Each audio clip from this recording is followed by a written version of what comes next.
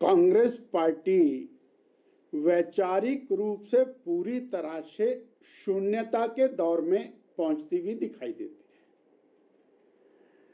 अभी इजराइल और पड़ोसी मुल्कों के बीच में भयानक युद्ध चल रहा है। हमास एक बहुत बड़ा आतंकी संगठन है। हमास ने अचानक हमला किया। 200 से अधिक इजरायली एक ही हमले के अंदर मारे गए। बच्चों के साथ उन्होंने जो बर्बरता की उसको देखा नहीं जा सकता। महिलाओं को किडनैप किया, निर्वस्त्र किया और ऐसी एक माहौल बनाया जैसे कुछ ही समय के अंदर ये इजराइल को नेस्ते नाबूद कर देंगे। और फिर इन सब घटनाओं की जिम्मेवारी भी अपने ऊपर ली। तत्पश्चात इजराइल ने रिटेलिएट किया और इजराइल ने बहुत तीव्र गति के साथ जब हमले शुरू किए तो कांग्रेस पार्टी और इनकी जो समर्थक पार्टियां भारतवर्ष में हैं उनके और जो बौद्धिक क्षमता है वो बिल्कुल सामने आ गई। उन्होंने स्पष्ट रूप से और अरब देशों का हमास का साथ देना शुरू किया कि इजराइल जिस तरह से और गाजा पट्टी के ऊपर हमले कर रहा है वो उसे तुरंत बंद करने चाहिए। ये इनह्यूमन है।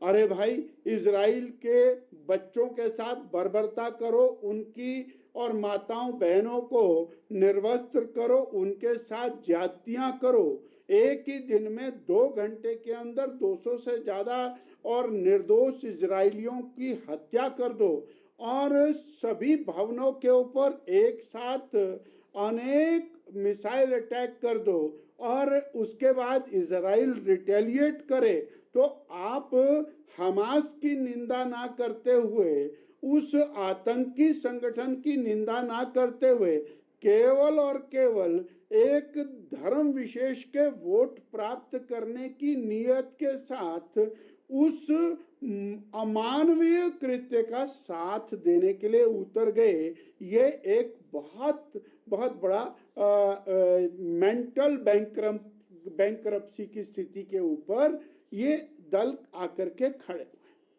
मैं एक और इसका बिल्कुल ज्वलंत उदाहरण और वो जनता के सामने रखना चाहूंगा।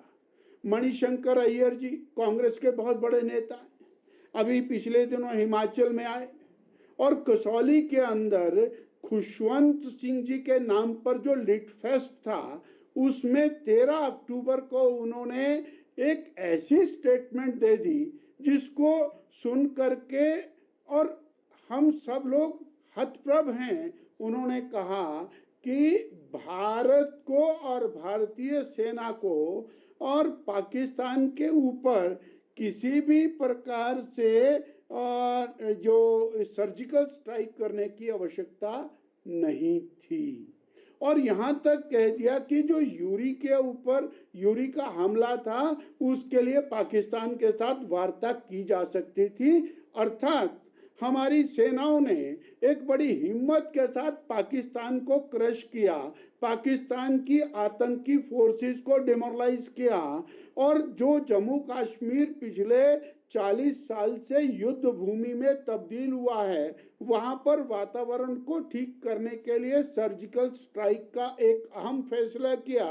उस सेना के ऊपर प्रश्न उठाते हुए, उनकी देशभक्ति पर प्रश्न उठाते हुए, और ये कांग्रेस पार्टी की मानसिकता सब लोगों के सामने है।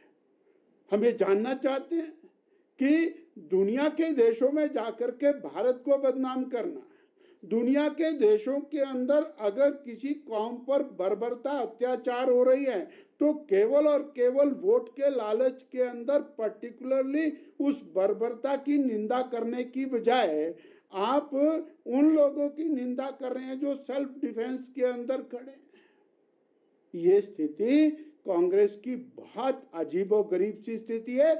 इसी प्रकार की स्थिति सनातन को लेकर के इन्होंने पैदा की। इन्होंने इंडी गठबंधन बनाया, उस गठबंधन का एक साथी वो और जाता है, जाकर के और एक बहुत बड़े सभागार के अंदर स्टेटमेंट देता है जो स्टालिन है, और वो कहता है कि ये सनातन धर्म को खत्म कर देना चाहिए, मच्छर मक्खी की तरह से खत्म कर देना चाहिए। उसके बाद दौर चल पड़ता है, परंतु एक भी व्यक्ति कांग्रेस का खड़ा नहीं होता है जो स्टालिन को या कांग्रेस पार्टी के राष्ट्रीय अध्यक्ष जो है उनके बेटे को ये कह सके कि सनातन, हम भी सनातनी हैं और ये भारत सनातन है।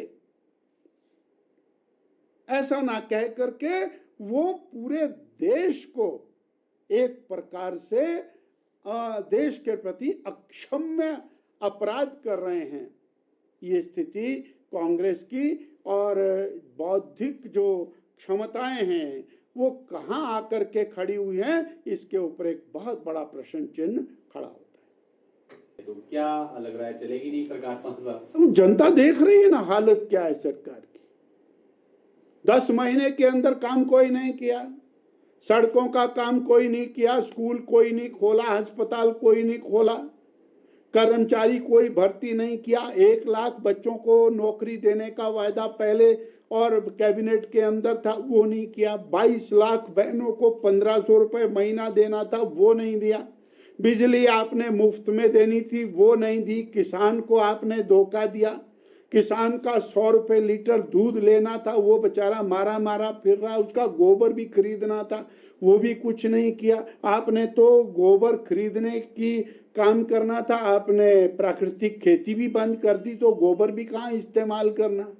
मेरा ये कहना है कि ये जनता आज और इस बात को लेके बहुत परेशान है, जो इन्होंने विश्वास दिए थे पूरी तरह उसके विपरीत काम कर रहे हैं। सर, लोकसभा चुनाव भी नजदीक है, तो क्या लग रहा है बीजेपी जो है इन चुनाव में इन मुद्दों को बुला पाएगी और चारों जो सीटें हैं उस पर जीत काबिज कर पाएगी? मुद्दों का सवाल ही नहीं है। चारों सीटें भारतीय जनता पार्टी ने जीतनी है। नरेंद्र भाई मोदी जी को तीसरी बार देश का प्रधानमंत्री बनना है और उसके अंदर हिमाचल प्रदेश अपनी 100% भागीदारी देगा, ये निश्चित।